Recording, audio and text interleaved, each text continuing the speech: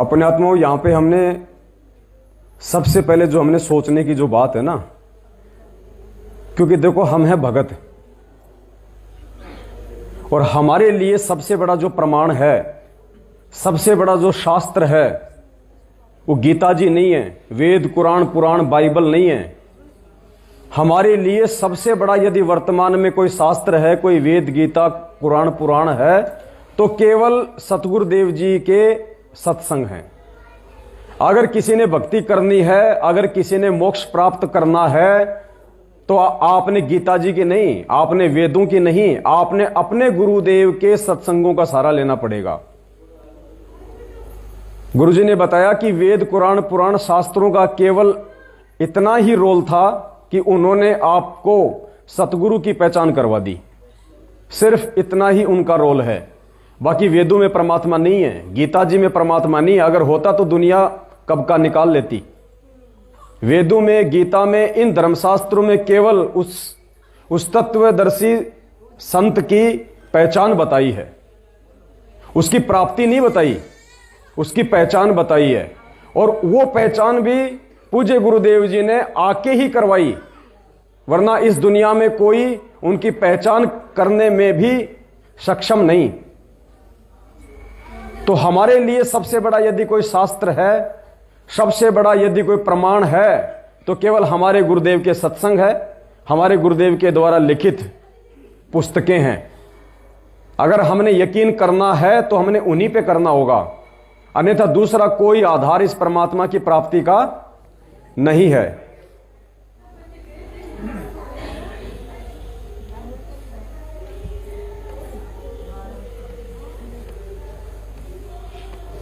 उसके लिए देखो परमात्मा ने हमें क्या समझाया है।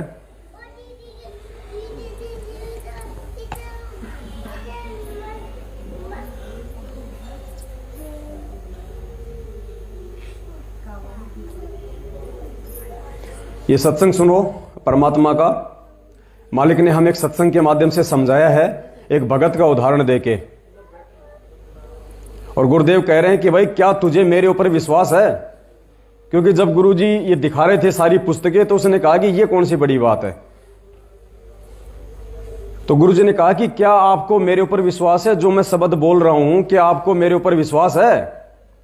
तो उसने कहा कि जी इसका क्या प्रमाण है कि आप जो बोल रहे हो सही है? तो गुरुदेव ने उसको कहा कि नालायक, आश्रम से बाहर निकल जा। जब तुझे मेरे ऊपर विश्वास नहीं है, तू भक्ति करने के लायक प्राणी नहीं है। तो परमेश्वर ने उसको आश्रम से बाहर निकाल दिया। फिर बाद में उसको अपनी गलती का एहसास हुआ, वापस आके उसने गुरुदेव से माफी मांगी। वो घटना खाली यहां तक सीमित नहीं है पुण्यात्माओं, ये सारी घटनाएं हमें समझाने के लिए हैं कि आप लोगों ने इन शास्त्रों पे नहीं, आप लोगों ने मेरे वचनों पे विश्वास करना पड़ेगा। गुरुदेव ने अगर दिन में बोल दिया कि बेटा रात हो रही है, वो भले हमें वो दिन दिखाई दे रहा है, लेकिन हमने यही सोच के चलना है कि जो गुरुदेव कह रहे हैं वो सत्य है, ये मेरी ही आंखों का कोई भ्रम है। बाकी जो पूज्य गुरुदेव जी ने जो कह दिया वो फाइनल है। एक भक्त बुजुर्ग सा था, 70 वर्ष की आयु का है, भी था कि वो भी भक्त है, लेकिन वो कहते हैं भगत तो बन जाते हैं, लेकिन गुरु जी के वचनों पर अविश्वास करता तो भक्त नहीं। कारण क्या है कि हम उन संतों पर, ऋषियों पर पहले विश्वास, ब्लाइंड फेथ कर चुके हैं, जिनका ज्ञान आज एक आने का नहीं पाया इस परमात्मा की तत्व ज्ञान की रोशनी में। तो अब सभी वकील बन गए, इस दास को भी संशय की दृष्टि से देखते हैं। पुणात्मा ये अपना नोट कर लेना किसी भी कोने में, हृदय के में, दास जो वचन बोलेगा उसने 100 में तोल लिए पक्के पाओगे। आपने भूल के भी ये नहीं सोचना चाहिए कि ऐसे कैसे यहां नहीं हो सकता, ऐसा नहीं हो सकता। आप बालक हो, यह आध्यात्मिक मार्ग है, इसको समझना आपके बस की बात नहीं। आप इतना ही समझो जैसा दास आपको समझाना अब चाहे, और आपके रूबरू कराता हूं और फिर भी संशय रहता तो आप अपनी बालक बुद्धि समझ लेना, दास के वचन पर अविश्वास ना करो। तो उस बुजुर्ग का अविश्वास हो गया, अपने आप में विद्वान पाक रहा। एक दिन मुझे लिख कर दे दिया कि आप झूठ बोलते हैं, दुर्गा को प्रकृति नहीं कहते। तो इससे सिद्ध था कि उसने ये वचन नहीं सुन रखे दास के कहीं पर भी। इतना क्लियर कर देता है जो ध्यान से सुने, या तो याद खा कर सो जाता था। फिर वो पूछा, मैं कहा भी आप बात कर सुन मेरी। आपने मुझ पर विश्वास नहीं, विश्वास कैसे हो, ये कहीं नहीं लिख रखा। मैंने कहा फिर आप आज के बाद यहां मत आना, आप जा सकते। उसको आश्रम से अलाउड नहीं रखा। वजह से नालायक आदमी, जब आपने गुरुजी पे विश्वास करा, प्रत्यक्ष दिखाता हूं और अच्छा प्रमाण दिखाता हूं, चला गया वो फिर 2 महीना के बाद आया,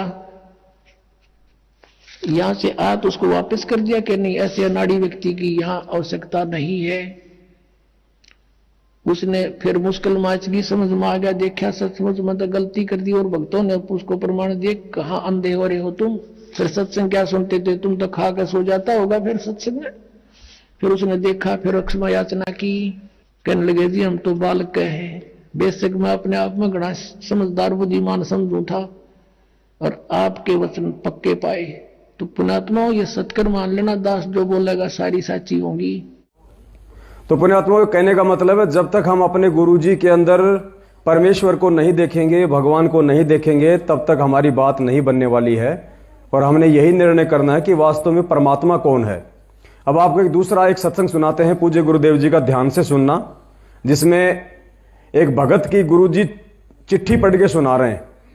और उसमें वो भगत कह रहा है कि जब मैंने गुरुदेव के आश्रम में दर्शन किए और जब मुझे गुरुदेव के चरणों की सेवा मिली, तो जब मैं गुरुजी के जब मैं चरणों को दबाने लगा तो ऐसा लगा जैसे रुई से भी नरम, फोम की तरह। अर्थात हम अपने पूज्य गुरुदेव जी को 5 तत्व अर्थात हाड़ मांस के इस शरीर में आया हुआ ना माने। गुरुजी उसकी चिट्ठी पढ़ रहे हैं और उस भगत ने लिखा कि जब मैंने गुरुजी के पैर दबाए तो मुझे ऐसा लगा जैसे रुई, जैसे फोम होता है। और गुरुजी उसको पढ़ के आगे निकल गए। अर्थात अगर गुरुजी का शरीर ऐसा नहीं होता तो परमात्मा उसको कह देते, भैया तूने चिट्ठी में यूं क्यों लिखा है। तो परमेश्वर ने एक संकेत दे दिया खुद अपने मुख से पढ़ के। अगर कोई भगत ये बात कहे तो शायद क्या पता किसी को विश्वास हो या ना हो, लेकिन उस परमेश्वर ने आज हमारे को ये फिट जचाने के लिए कि धरती पे भैया परमात्मा प्रकट है, उसकी चिट्ठी खुद पूज्य गुरुदेव जी ने पढ़ी और गुरुजी ने अपने मुख कमल से यह बात बताई। ध्यान से सुनना। के बाद आश्रम करोथा में खाना खाया तो दर्द नहीं हुआ। दांतों को हाथ लगाकर देखा तो वो हिल रहे थे, लेकिन कम हिल रहे थे, और वो अब भी हिलते हैं, लेकिन तकलीफ नहीं। इसके बाद दर्शनों के लिए गया तो चरण सेवा मिली, तो सतगुरु देव के चरण ऐसे लगे जैसे फोम की रुई से भी नरम हो। तो मैं तो ऐसा हो गया कि न कोई चिंता और न कोई तकलीफ। मैं बहुत खुश हो गया। अपने आप ही मन में आता रहा कि इनसे ऊपर कोई और शक्ति नहीं।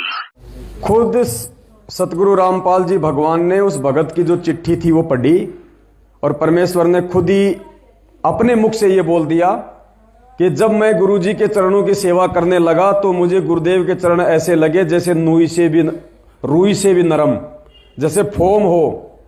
और फिर मुझे ये पक्का विश्वास हो गया कि इनसे बड़ी और कोई शक्ति। अब देखो, गुरुजी सीधे सीधे शब्दों में ये बात नहीं कहेंगे कि 650 साल पहले वाला वो कबीर मैं ही हूं।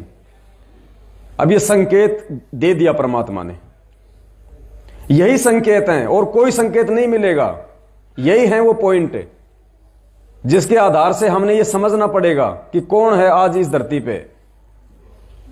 और जब तक हमारे को इतना विश्वास नहीं होगा पुण्यात्मों, बात नहीं बनेगी। जब तक हम 2 नाव की सवारी करेंगे हमारी बात नहीं बनेगी।